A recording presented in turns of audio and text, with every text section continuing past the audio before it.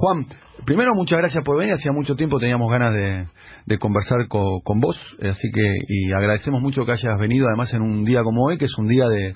Me imagino que vas a participar en un rato nada más de las movilizaciones que están llevando adelante los movimientos sociales. Sí, termino acá y me voy para allá. Está muy bien.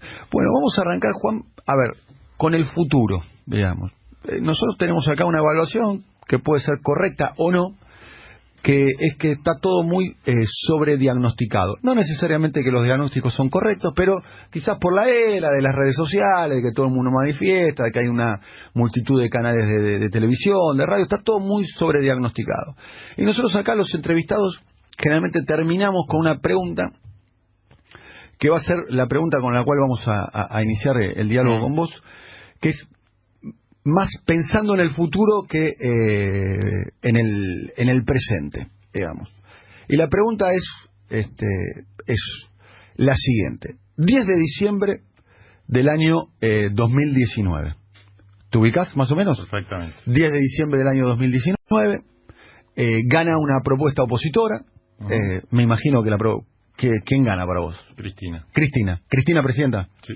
Bueno, gana Cristina. Se hace el intercambio de la banda presidencial, hay un show, ponele, toca Fito Páez, no sé qué cae el día de diciembre. ¿Cuáles son? Ya me deprimiste, igual. Bueno, no es mi gusta? escena, no es mi escena. Qué bueno, ¿quién te gusta que toque? A ver, toca Copani, toca Víctor Los Heredia. Redondos, el Indio. Bueno, está muy bien, vos pedís demasiado, pero está muy bien. Pues ya, si va a ser una... No, porque va a ser épica la elección. ¿Va a ser épica? Pero sí. Gana Cristina y va a ser épica. Sí. Y para vos gana, y gana cómoda, porque si es épica, porque gana cómoda. Gana bien. Gana bien. Sí. Muy bien. Bueno, vamos al futuro. Ya me gusta cómo está planteando. Me gusta porque se prendió en el juego. Ya puso a los redondos, al indio. Además, ¿el indio o los redondos? Ponele que hacemos que se junten los redondos, fiesta. Fiesta total. Sí, eso es imposible. Sí, es imposible, ¿no? Sí. No sé qué es más difícil, ¿no? Que gane Cristina o que se junten los redondos. Para mí que se junten los redondos. ¿Cómo te llamas vos? Adrián Murano. Adrián es negativo, Adrián. No. Es imposible hacer la cooperativa de televisión. Es imposible que toquen los redondos. Quieren imposible fácil. No, yo digo... Hagamos lo imposible. La reunión entre Sky y el Indio, la reunión, ya no sí. Que toquen juntos de vuelta. La reunión, yo no la veo, pero bueno. Bueno, pero por ahí se muere Sky y forman los redondos con otro tipo. ¡No! Yo no digo que quiero. No lo veo. Sí, bueno, pero bueno, a ver, seguimos con la escena, ¿no? Sí. Me gustó que te hayas prendido en el juego. 10 de diciembre 2019, ya además dijo que gana Cristina. Sí. Asume, bueno, toca los redondos, imagínate, una fiesta popular importante.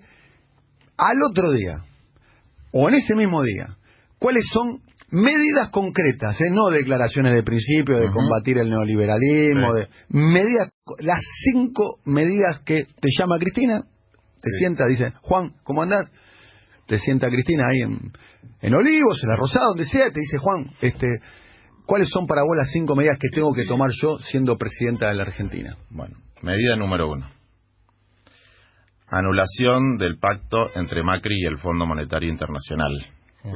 Inicio de etapa de renegociación. Medida número 2. Decreto Nacional de Reforma Agraria. Se elimina la posibilidad de que existan propiedades mayores a 100.000 hectáreas, que son varias, ¿no? Se distribuye la tierra y se crea una empresa nacional de producción agropecuaria que permita sostener proyectos de industrialización y urbanización. Decreto número 3. Se lanza el Plan Nacional de Integración Urbana de los 4.500 barrios populares de la Argentina para llevar agua, luz y cloacas a los vecinos de todas las barriadas del país. ¿Qué me vas a... ¿Sigo? Sí, son 5. ¿Por cuál voy? ¿Por el 3? Por el 3, bueno. son 5. Si querés meter más, podés meter más. No, voy todos los que quieras. Dale. 4.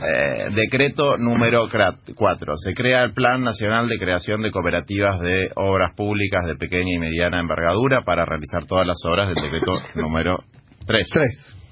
Que es llevar agua potable y servicios elementales a los barrios populares. Exactamente. Bien. Decreto número 5. Con los decretos igual porque... Está decretando. No, lo mío es de decreto. Si a mí me pregunta, yo le digo, haga decreto. Si el Congreso es una cueva de delincuentes, digamos, no funciona. Hasta que ahora vamos a decir el 5. 5. Vamos a decir Decreto el 5. número 5. Decreto número 5. Reforma del Estado. Pase a disponibilidad de todos los jueces federales, elección por voto popular. ¿De los jueces? Obvio. Los jueces fiscales, voto popular. ¿Cómo se eligen los jueces? Al Consejo de la Magistratura. ¿Y quién elige a los del Consejo de la Magistratura? Y al Consejo de la Magistratura hay representantes del Ejecutivo, del Legislativo, de diferentes fuerzas políticas, y después de los jueces y de los abogados. Bueno, primero, ¿por qué el Colegio Público de Abogados tiene que elegir a los jueces? Sí. ¿De dónde salió Igual eso? Es de una democracia censitaria, es una barbaridad. Segundo, si lo eligen los representantes políticos, es una forma de democracia indirecta, digamos. Sí. ¿Por qué sabe mejor un diputado que alguien eligió para que vaya al Consejo de la Magistratura que el pueblo? Sí. Bueno, yo te podría decir, ya nos ponemos ahí a discutir los decretos. A discutir los decretos. Sí. Te podría decir que los mismos que eligieron a Carrió hace un año y medio atrás pueden elegir a Stornelli de juez o de fiscal, o a Bonadío de juez y de fiscal. Me parece bárbaro, lo pueden remover. Stornelli y Bonadío ya están. Los eligió Corach en una servilleta, te aviso. Prefiero mil veces que lo elija la gente, digamos, ¿no? Sí. Yo creo en la democratización de la sociedad, no creo en estos sistemas de roscas en las que participan en general todas las fuerzas políticas, donde no hay ninguna perspectiva de mérito. Desde luego, la elección tiene que ser de personas que cumplan una serie de requisitos. Requisitos que no te garantizan nada, ¿no? Porque no te garantiza nada, ni el título de abogado, ni haber pasado un examen de antecedente, no te garantiza nada. Pero sobre esa terna, o sobre esos 5, o sobre esos 10 que cumplen los requisitos, que los vote la gente, la gente. La democratización de la justicia existió como ley, fracasó justamente por... Para la elección directa de los miembros del Consejo de la Magistratura. Para lo que está planteando, para la participación, no lo de los jueces. La elección directa directamente de jueces y fiscales. Más severo, pero digo, fracasó incluso una instancia más leve que esa en términos de ejecutarlo con una ley simple. Pero, ¿sabes por qué fracasó? Para eso se necesita una reforma constitucional. ¿Se puede avanzar una reforma constitucional? Estamos jugando. Sí, bueno, pero estamos jugando, pero de eso se trata también. Después están las medidas, yo digo decreto, están las medidas, después están los mecanismos de implementación, digamos, están las ideas y después hay que ver cómo se implementan. En algunos casos se requerirá una ley simple, otra con mayoría agravada, otra será un decreto, etcétera. Yo lo digo así medio en broma para plantear cuál es la medida de fondo, pero a mí no me cabe la menor duda de que el Poder Judicial, tal como funciona ahora, es una rémora antidemocrática que en algún momento tenía una suerte de justificación falsa también en el elitismo de la corporación judicial, que tienen que ser abogados, ¿viste? Gente estudiada y qué sé yo. Entonces, cuando se democratizaron los otros poderes del Estado, Cámara de Diputados, senadores, Poder Ejecutivo, que puede ser un obrero, puede ser... Bueno, pero el juez no. El juez tiene que ser un... Mirá, yo estoy de acuerdo con que algún conocimiento de leyes tenés que tener, pero eso no te garantiza nada, y es un poder del Estado que requiere los mismos niveles de democracia que los demás. Si vos vas a los orígenes de la democracia, los magistrados en la antigua Grecia, en Atenas, eran por sorteo, que es otra cosa que hay que implementar, los sorteos. No hay nada más democrático que un sorteo en una sociedad, porque impide hasta que esto que vos decís de la votaban a Carrió, qué sé yo, ahí no hay... Digamos, si vos tenés un ámbito de acción muy circunscripto a cumplir determinadas pautas, por ejemplo, a juzgar un caso, y tenés claro cómo tenés que juzgar un caso, bueno, la elección del jurado es el que finalmente elige el caso. Y fue la forma más democrática de hacer justicia que se inventó en el mundo. Digamos, que en vez de... ¿El juicio por jurado? Sí, que en vez de hacerlo un juez, que es un solo tipo, que tiene los mismos prejuicios y es tan humano como cualquier otro, lo hacen 20 seleccionados con un criterio aleatorio, y después que los abogados tienen derecho a hacer un control sobre que, bueno, si en el sorteo te salieron, qué sé yo, hay que juzgar a un negro y te salieron todos blancos, rubios, ojos celeste, bueno, está bien, los podés descartar, tienen un mecanismo de esa naturaleza. Es decir, más allá de las exageraciones pedagógicas que uno puede hacer para marcar el punto, hay una necesidad absoluta de hacer una reforma radical del Poder Judicial. Bien, acá lo que te planteaba Adrián recién, vos planteas primero renegociar con el Fondo Monetario Internacional, ¿le agregamos también con los privados? fundamentalmente con el fondo. Pero con los acreedores privados también. Sí, pero hay dos problemas. Históricamente nadie le defaulteó al fondo. O sea, siempre al fondo le terminas pagando. No, una cosa es renegociar, otra cosa es defaultear. No, por eso. ¿Y con los privados qué? Mira, primero te explico por qué lo del fondo. Porque, a diferencia de los privados, con el fondo hay suscripto una especie de plan de gobierno, digamos. Sí. De hecho, gobiernan. La Argentina delegó su soberanía política en el Fondo Monetario Internacional. Entonces, lo primero que hay que suspender es ese plan de gobierno. Es decir, este plan de gobierno no se va a cumplir. Esa es la cuestión política. Después está la cuestión económica de cómo se paga la deuda. La verdad, yo no soy un experto en el tema. Por lo que me han dicho, es inviable las cancelaciones de deuda que están propuestas en el cronograma de pago. Hasta para el propio gobierno lo reconoce. Hasta para el propio gobierno, por lo tanto eso va a haber que renegociarlo. Sí o sí. No es nada muy revolucionario, digamos, no, hay que hacerlo igual. Es casi lo único que se puede hacer. Es casi lo único que se puede hacer.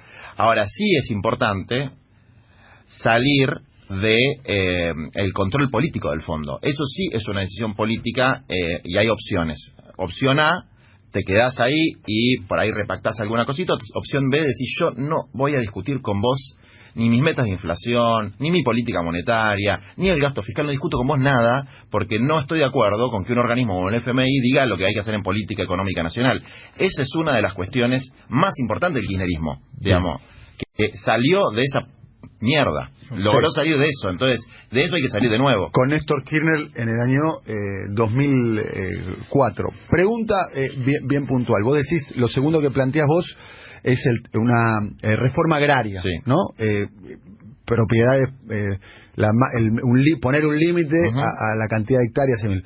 Para eso, a priori, ya vas a tener, me imagino, que afectás el derecho a la propiedad privada para muchos, que para muchos es un derecho que está por encima de todo, especialmente para los liberales y para los conservadores. Para eso vas a necesitar, sí o sí, una reforma constitucional. No, sí, eso te lo puedo explicar porque eso lo sé un poco mejor que lo del Poder Judicial. Mira, cuando uno dice reforma agraria, se puede referir a muchas cosas. Nosotros tenemos un país que tiene solamente el 3% de su población en el campo. O sea, somos un país agrario, sin campesinos, sin agricultores, sin gente en el campo.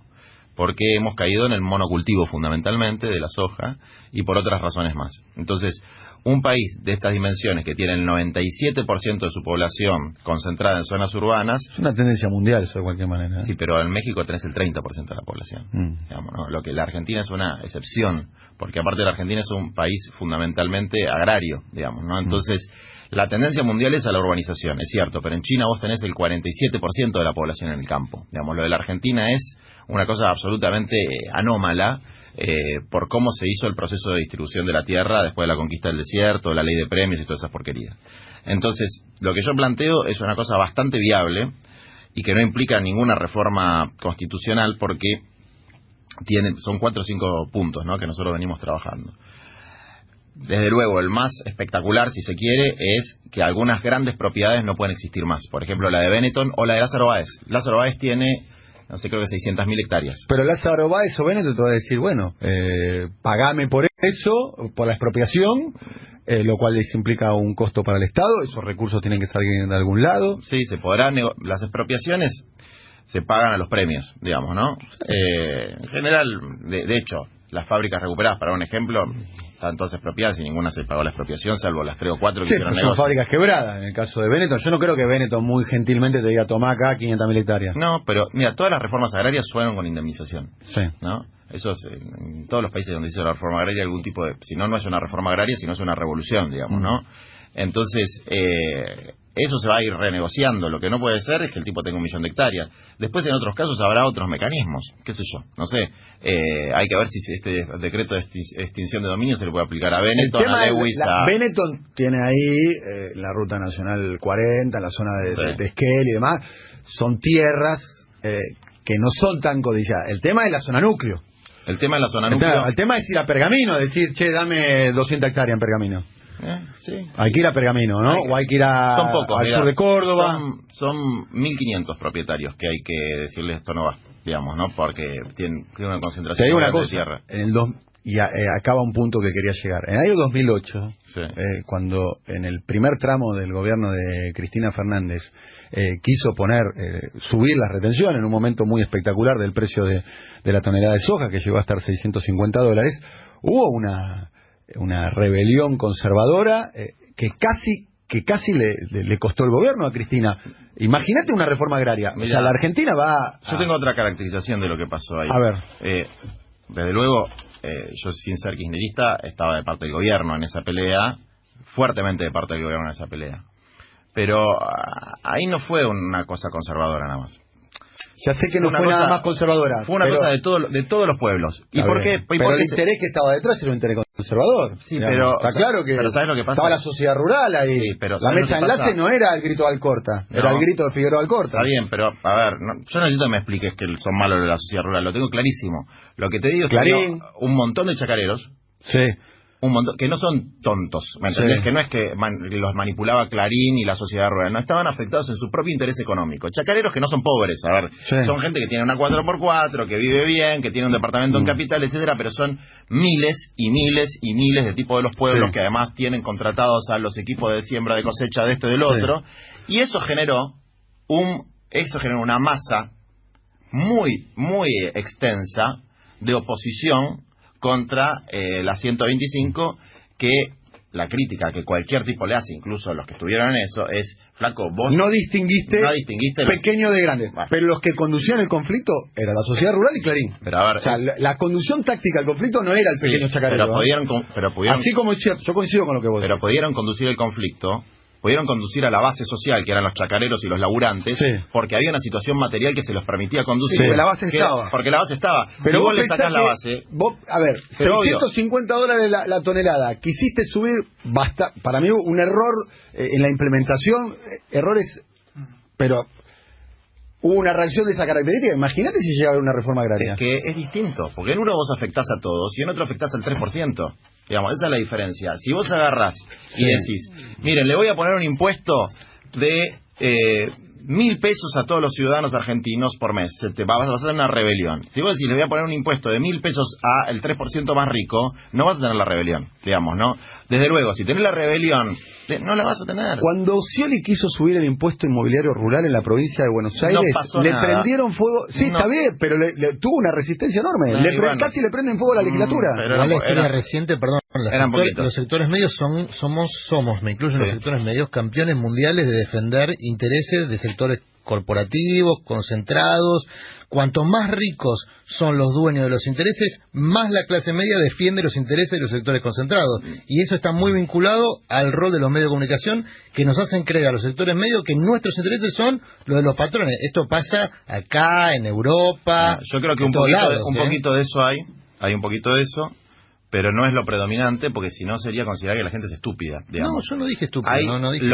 Lo que pasa es que cuando no está claro que son los intereses concentrados, cuando hay una situación ambigua y cuando, por ejemplo, se mezclan esos intereses concentrados con intereses de sectores medios, que pasa muchas veces, digamos, ¿no? Porque si vos decís, qué sé yo, el famoso tema del cepo al dólar, que es otra medida que si vos le cambiás de nombre y decís control de cambio, qué sé yo, que es lo que era, bueno, de alguna manera había que hacerlo por el problema de la restricción externa. Pero, ¿por qué era la calentura, digamos, ¿no? de la gente de sectores medios así anti-kirchneristas? Solamente porque estaban en contra de que las grandes... No, porque el tipo de verdad quería comprarle el dólar a su nietito y no se lo podía comprar y le rompía las bolas eso, digamos. Había una afectación de su interés. Que yo piense que su interés es un interés secundario para la sociedad es otra historia, pero el tipo tenía un interés particular en ese tema, digamos, ¿no? Entonces, si es una cuestión táctica, no una cuestión ética. Si vos no podés segmentar las medidas, concentrando si se quiere, el ataque en el 1%, en el 3% más rico de la sociedad y mostrar que vos estás defendiendo el 97%, tenés un problema. Pero el 1 o el 3% no tiene la capacidad del 1 o 3%. De hecho, se ve, que creo yo, que me gustaría llegar a ese tema... para nosotros, y nosotros lo planteamos acá en este programa, el problema más serio que tiene la sociedad argentina, y me animaría a decir el mundo, no es la corrupción, sino la desigualdad. Desde luego. Para mí pasa que se habla más de corrupción que de desigualdad, que esta es una operación, llamémoslo, retórica y estética de los medios de comunicación, en los cuales los periodistas tienen mucho para decir y para justificar, por caso con categorías como lavado de dinero, como si fuera que hay dinero limpio y hay dinero sucio. Para mí, casi te diría que en el capitalismo la mayoría del dinero tiene un origen espurio, porque básicamente está basado sobre el esfuerzo de otra persona, ¿no? Pero básicamente cuando hablamos del 1%, 3%, que veo que vos... porque ahí me parece que hay un corazón de la discusión, digamos. ¿Qué intereses afectan? Porque, por ejemplo, vos planteás dentro de tus medidas, y me parece muy interesante, la urbanización de los barrios populares en la Argentina. Sí. Esto se necesita con pelusa. O sea, la pelusa la tiene que poner alguien. La tiene que poner alguien. ¿Quién pone la pelusa? Bueno, por ejemplo, son las medidas de... Después hay cuestiones de reforma fiscal que son absolutamente necesarias, de a quién le cobras los impuestos, ¿no? Sí. Que es como tiene el Estado para financiarse. Pero las medidas de reforma agraria también implican que la recuperación de parte de la renta agraria de la Argentina, que es algo que si no se resuelve no va a haber desarrollo posible en este país, porque este país hace mucho tiempo, por lo menos de los 90, sigue teniendo como principal fuente de exportaciones el complejo agroindustrial, y una parte de eso está absolutamente concentrado. Yo cuando estaba contando cuando yo hablo de reforma agraria, nosotros en nuestro espacio hablamos de reforma agraria, nos referimos a un paquete de medidas donde la más espectacular es la limitación de los que tienen más de 100.000 hectáreas, que no son tantos, ¿no? Después hay otro tipo de medidas, como por ejemplo gravar la posesión de determinadas hectáreas con un impuesto relativamente chico que vaya a financiar un fondo, crear los cinturones hortícolas. Por ejemplo, en La Plata, que vos tenés 10.000 familias que hacen la lechuga, que tenemos todos, son compañeros tan organizados que hoy se están movilizando, ahí veo las imágenes en la televisión, y que no son propietarios de su propia tierra, y por lo tanto la mitad de sus ingresos van para una especie de mafia inmobiliaria que se quedó con las tierras, por ejemplo, del Parque Pereira Ola, que es una expropiación que hizo Perón en sus medidas de mini reforma agraria, pues Perón hizo una mini reforma agraria. Entonces, la redistribución, o si se quiere, la disputa por la renta agraria, es parte de las necesidades que tiene este país para poder hacer las obras necesarias. Pero estás un gobierno muy fuerte para eso. Yo insisto, cuando quisieron mover un poquitito la licuota de las retenciones, cayó Cristina, porque Cristina cayó. El gobierno de Cristina cayó, el gobierno con Lustó, con Ocaña, o sea, el primer mandato de Cristina duró 4 meses. Está bien, después, insisto. Necesitas un gobierno fuerte, Juan, Hay como una visión, viste el optimismo de la voluntad, el pesimismo de la razón. Sí, ¿no? Sabemos de qué se trata. Yo soy optimista. ¿Bien? Y soy optimista porque, aparte veo que en el caso que vos mencionás, hubo muchos errores evidentes de cómo se planteó la lucha, que la lucha adquirió una dinámica en la que no se pudieron corregir esos errores, es decir, que la pelea estaba planteada de una manera en la que posiblemente... Errores y aciertos, te voy a decir. Iba a perder. Sí, también, errores y aciertos, Juan, Pero hay un error de base. Sí, te voy a confesar algo personal, digamos. Yo tenía una mirada más o menos crítica. Eso nos pasó a todos. La había votado Cristina. Yo en el 2008, cuando vi que Cristina se había enfrentado a los poderes fácticos que se enfrentó en la 125... Te hiciste kirchnerista. No sé si me hice kirchnerista, pero dije, estos tipos tienen la audacia... Sí. La valentía y el coraje que yo no le vi a nadie en la historia contemporánea argentina. A nadie. Es lo que le pasó a toda mi generación, hasta los que no fuimos kirchneristas. Y surgió el mejor kirchnerismo para partir de ahí. Y los que eso yo no diría que es un acierto, porque no creo que lo hayan planificado. Digo, es una consecuencia de la lucha. Cuando vos luchás, te conseguís un montón de enemigos, pero también gente que adhiere, que admira esa pelea, etcétera. Cuando vos no haces nada, no pasa nada, digamos, ¿no? Entonces, son peleas, y esas peleas se dan, digamos, con relaciones de fuerza. Yo creo que hoy estamos en una situación mejor de relaciones de fuerza, en términos, digamos, sociales. O sea, hay un nivel de organización popular muchísimo más alto. Mirá lo que es la 9 de julio ahora. Eso no estaba, y cuando vos hacías esas cosas y eso es una movilización opositora. Digamos, obviamente es mucho más fácil hacer una movilización. También era opositora a Cristina. ¿Quién? En la CCC. Había movilización. No, ahí hay mezcla. Ahí hay grupos. Pero también era sí, pero vos no cuando había otro gobierno también se movilizaban. Sí, pero no con esta masividad.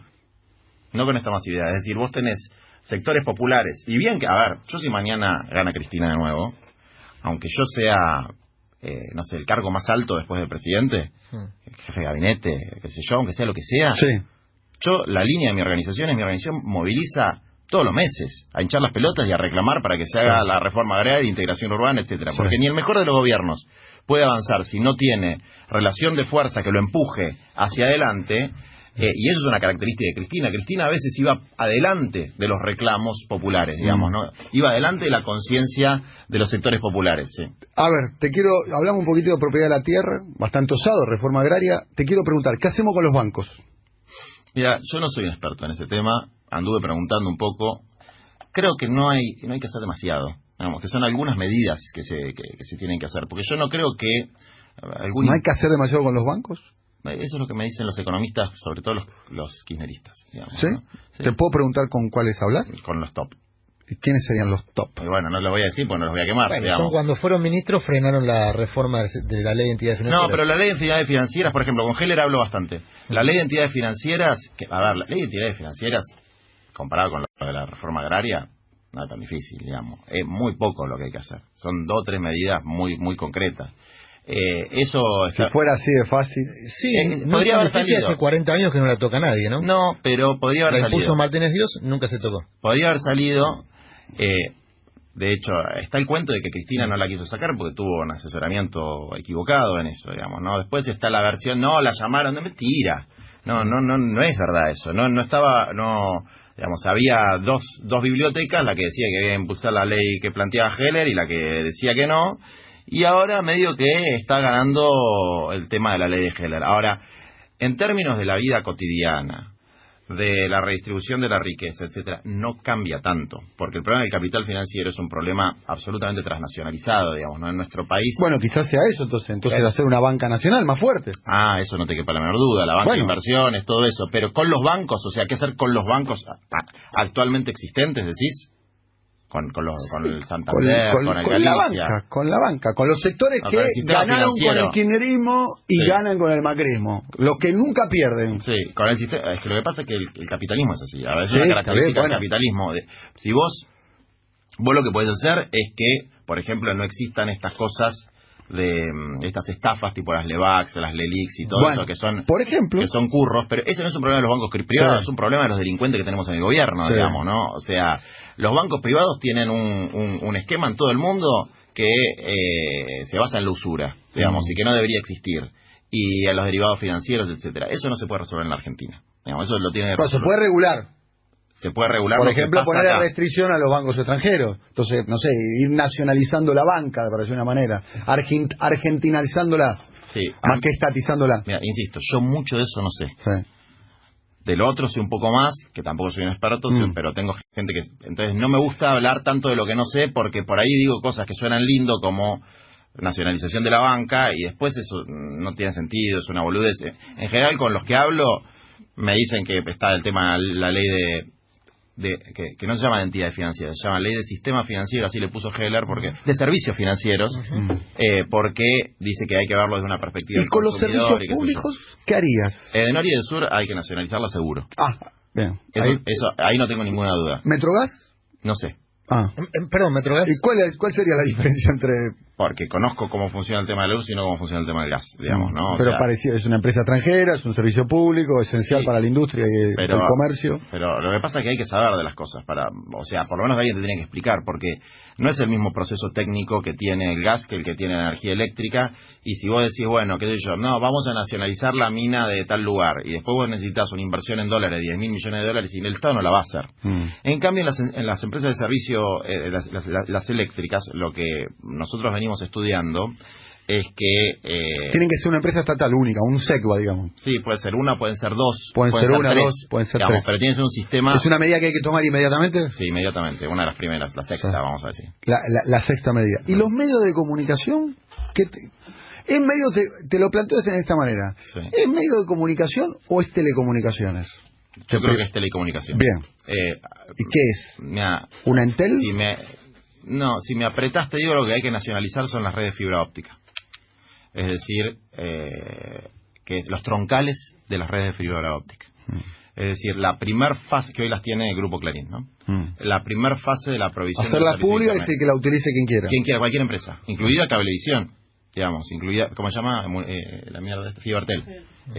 No, es Telecom ahora, ¿no? Claro, Clarín Telecom. Ahora es Telecom, sí. Pues se fusionaron. Sí, claro. Pues el Grupo Clarín. Todo eso son capitales de Clarín.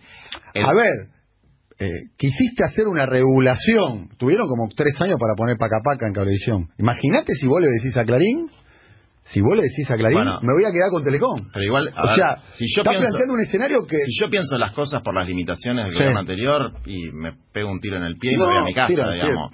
yo creo que hay cosas... Mira, te voy a dar un ejemplo más claro. Cristina sacó anuló la venta del predio de la sociedad rural, que fue una estafa. Sí. Fue a la justicia y se empantanó ahí. Claro, no, pues no pasó nada. Hicieron un amparo. No pasó nada, y bueno, ¿se frenó? Yo hubiese hecho otra cosa. ¿Qué hubieses hecho? Yo lo hubiese ido a ocupar, como corresponde. Es un acto soberano, digamos, punto. ¿Sabes qué te hubiesen dicho? ¿Y qué me importa? Y si igual te lo dicen igual. Si te dicen, a mí me dicen chorro igual y no me robé un peso. Digamos, que digan lo que quieran. Digamos, te hubiesen dicho, son Venezuela. No, Venezuela. Sí, Venezuela, es el modelo chavista, expropiar. No, mira, lo que hacía Chávez, se paraba y decía, expropiese. Expropiar es una cosa que está en la Constitución argentina. Sí, está bien. De toda eso no fue ni siquiera expropiar. A ver, te quiero decir una cosa, yo suscribo lo que vos decís. Bueno, entonces no hay que buscarle el pelo al huevo. Hay que ir para adelante con eso. No lo hizo, Cristina no hizo eso. No, porque Cristina, me parece que, digamos, primero no hay que hacerle caso a Cristina en todo. Eso es un problema que tuvo el kirchnerismo, digamos. Para que toma decisiones Cristina, ¿no? Sí, el penal lo patea ella. Que ella patee el penal. Yo cambiaría la metáfora. Ella firma la cuestión y después están las fuerzas sociales que tienen que avanzar. Digamos, ¿cuánta gente fue a decir, loco, esto es nuestro? A ver si el juez trucho ese, coimeado por la sociedad rural, se animaba a hacer esa cautelar si la gente se hubiese movilizado para defender su patrimonio. No se movió nadie, digamos. Y no se movió nadie porque el sistema de comando, de conducción era vertical. Yo, ni en pedo, si pasa una cosa así, permito que me digan, no puedes movilizarte para ir a reclamarla al predio de la sociedad rural. Aunque me lo diga Cristina, me lo diga, no sé, Gandhi. No me importa, digamos, si es una cosa justa, el derecho a la protesta es un derecho constitucionalmente habilitado y lo que se hizo es legal. ¿Por qué no voy a defender eso? Digamos, ¿no? ¿Por qué no lo voy a defender? Y entonces hay un problema de correlación de fuerzas, sí, en la calle, en los medios, pero para generar transformaciones hay que pelear, digamos, ¿no? Y hay que lograr que esas peleas sean visibilizadas por la mayor parte de la sociedad como peleas de las mayorías, en beneficio de las mayorías y no de un sector político en contraposición a otro. El que habla Juan Grabois está aquí con nosotros y queríamos preguntarte qué quisiste decir cuando, si es que realmente lo dijiste, salió en una entrevista, creo que en la revista Noticias, que Horacio Rodríguez Larreta sería un muy buen jefe de gabinete de Cristina. Primero te pregunto si lo dijiste y segundo, si lo dijiste, ¿qué es lo que quisiste decir? Hagamos un juego. A ver. ¿Vos qué pensás que quise decir? No, yo leí solamente lo que salió.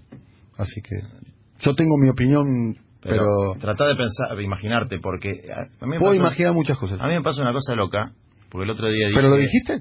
Sí, el otro día dije que si en el frente venían Vidal y Larreta, en el frente patriótico, las puertas estaban abiertas. ¿Dijiste eso también? Claro, entonces yo digo, ¿qué piensa alguien que se enoja tanto cuando digo eso? Yo no me enojé, No te lo estoy preguntando enojado, pero estoy preguntando para que amplíes. No, pero yo te estoy preguntando a vos. Sí. ¿Qué te imaginás que quiero decir yo cuando digo, si tiene que entrar Vidal, que entre, si tiene que entrar Larreta, que entre? ¿Patricia Bullrich también puede entrar? Contestame la pregunta y después yo te contesto. ¿Qué quisiste decir? Yo no te puedo interpretar. Yo puedo hacer una interpretación, digamos. Me parece que primero que es algo que no me imagino, es contrafáctico. No me imagino a Vidal y a Rodríguez Larreta sumándose a un frente opositor, primera cuestión. Y después, te lo digo de otra manera, me imagino que si un frente opositor está integrado por Vidal y Larreta, no sería un frente opositor, esas dos cosas. Y me parece que, dicho sea paso, no acompañaría el programa que vos estás tratando de desplegar. Cuando yo digo es una metáfora. Es obvio que ni Vidal ni Larreta van a entrar al frente opositor. Lo que yo estoy planteando es que cuando digo el problema es Macri, el enemigo es Macri, el objetivo es Macri, nosotros debemos construir la correlación de fuerza más amplia posible, metiendo todo lo que podemos meter adentro, en la medida que la hegemonía de ese frente sea una hegemonía popular, digamos, ¿no? Pero ahí no entra Rodríguez Larreta. Pero no va a entrar, es una exageración, es una metáfora, digamos. Es como si yo te dijera que en el frente entre Balbín. Bueno, Balbín está muerto, no va a entrar en el frente. Y yo creo que hay un problema de la forma en la que nos comunicamos, incluso dentro del campo popular, en la que hay como mucha sensibilidad, entonces uno se tiene que cuidar de andar diciendo las cosas políticamente correctas. ¿A vos te gusta provocar? Entonces eso genera un achatamiento mental que no sirve para nada. No sirve para nada. Cuando digo lo de Rodríguez Larreta, también eso, ¿alguien concibe que Rodríguez Larreta pueda ser el jefe de gabinete de Cristina? No, es una cosa absolutamente imposible. Lo que estoy planteando... El único que lo dijo públicamente fuiste vos. Claro, pero ¿por qué? Lo dijiste a modo de una provocación. Perdón, a modo de ejercicio disruptivo se supone que es, ¿no? Pero aparte sirve para pensar. ¿Qué sirve para pensar? A ver, hay técnicos en el macrismo, técnicos, que son buenos técnicos. Juan Maqueira, por ejemplo. Yo conozco una que trabajaba en el macrismo que tiene tu mismo apellido. No trabajaba en el macrismo. ¿Trabajaba en el gobierno de la ciudad? Trabajaba funcionaria del gobierno de la ciudad. Era una funcionaria del gobierno. Sí, era una funcionaria del gobierno. Era una funcionaria. Sí. Debería distinguir entre gobierno y partido. Era una funcionaria. Sí. Era una funcionaria nombrada políticamente. Y era una gran mina y una gran técnica. Entonces, ¿a mí qué me interesa? Tener a Mariana Tonietti laburando conmigo. Sacársela del enemigo y tenerla laburando conmigo. Entonces, el que no puede entender eso... Pero no trabaja para el macrismo, aclará eso también. Ahora no. Trabajaba para el gobierno. No, está bien, pero era funcionaria del gobierno. Funcionaria, no empleada. ¿Está? Y eso no tiene nada de malo. A ver, pero ¿cómo en un Estado democrático ser un funcionario técnico en el área ambiental convierte en una mala... Ese es el nivel de estupidez que hay en nuestra mente. Digo, y perdón que lo diga así. Que a vos te dé vergüenza, por ejemplo, que te moleste, que eventualmente tu hermana, tu prima, tu tía sea funcionaria en un área técnica de un gobierno de centro derecha, como lo quieras llamar, a mí me parece que achata la discusión. Si se está encargando de un tema que no tiene tintes ideológicos, digamos, que es una cuestión técnica. Entonces, una cosa es una funcionaria técnica, como vos relatás, otra cosa es Rodríguez Larreta, jefe de gabinete de Cristina. Pero los políticos, la política y la técnica hay puntos que se confunden. Hay tipos que podrían estar en el kirchnerismo, en el macrismo, en el fascismo o en cualquier lado y se acomodan y no tienen ningún tipo de ideología y son buenos haciendo determinadas cosas, digamos, gestionando, son buenos. Bueno, si yo puedo tener los mejores tipos, traerlos del radicalismo, del macrismo, etcétera, que son buenos gestionando, pero no haciendo política, no tomando las decisiones políticas, sino mirando, ¿cómo se dice? ¿La Carolina Stale la pones en eso? No. ¿Pan y queso no la querés en tu equipo? No. ¿A Juan Maqueira, por ejemplo? Puede ser. Puede andar, sí. ¿Y a quién te gusta técnico del Por ejemplo, macrismo? todo el grupito de Juan Maqueira, para que los que no saben, es un grupito del IBC que hace el laburo de urbanización de villas, etcétera. Son como un equipo de 50, ponele.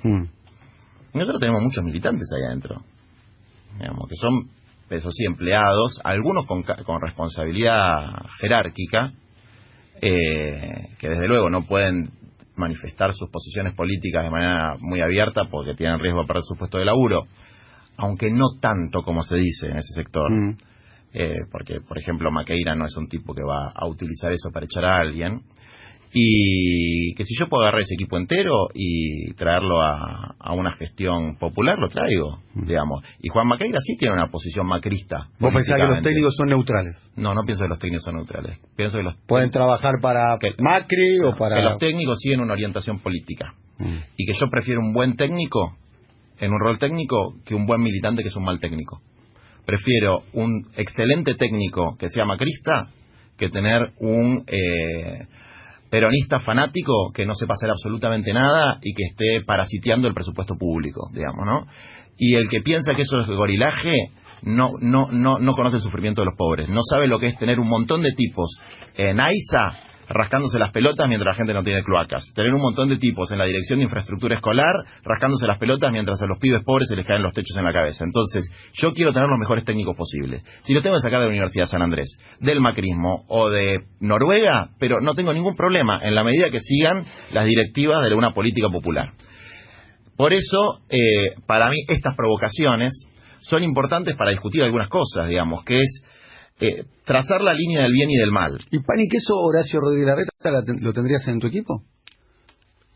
A ver, si hablamos en serio y salimos de la metáfora, voy a tu respuesta. Es prácticamente imposible, porque eso implicaría... Pero una persona con el perfil de Rodríguez Larreta. No te quepa ninguna duda. Si Rodríguez Larreta hiciera una especie de conversión, se dice, ¿viste? Como bueno, una conversión. Y dice, miren, abjuro del neoliberalismo.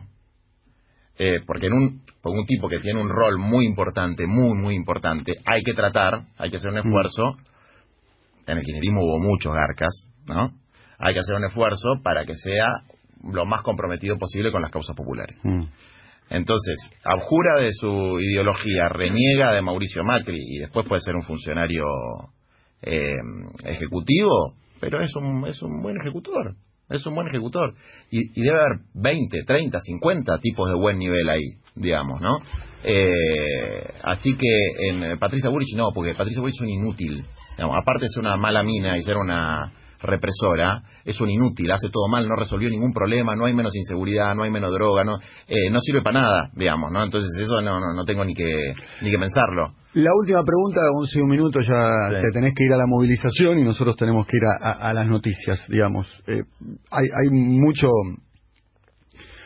mito, no sabemos cuánto de mito de realidad de tu relación con Cristina, pero te pregunto a vos, in pectore, vos, Juan Grabois, ¿sentís que Cristina va a ser candidata en octubre? Yo sé que Cristina va a ser presidenta. Cristina va a ser presidenta. Los va a aplastar a esta banda de sátrapas. La última pregunta, ¿quién te gusta de compañero de fórmula? No la tires a la tribuna, ¿eh? Estuviste pateando el arco durante casi una hora completa, en la final no la tires a la tribuna. No. ¿Quién te gustaría de compañero de fórmula? El que mida mejor. Me da lo mismo. Pero, por ejemplo, si Lavagna mide bien, pero que vaya Lavagna. Si Felipe mide bien, que vaya Felipe. El que nos permita ganar.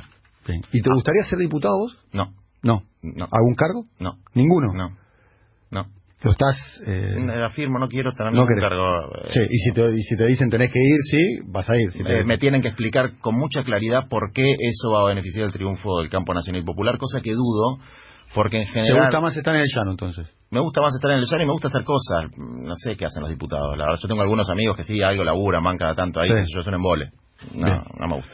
Juan, te agradecemos mucho el contacto con nosotros, ¿eh? Chao, chicos. Nos vemos. Gracias. Momento de noticias, ya volvemos.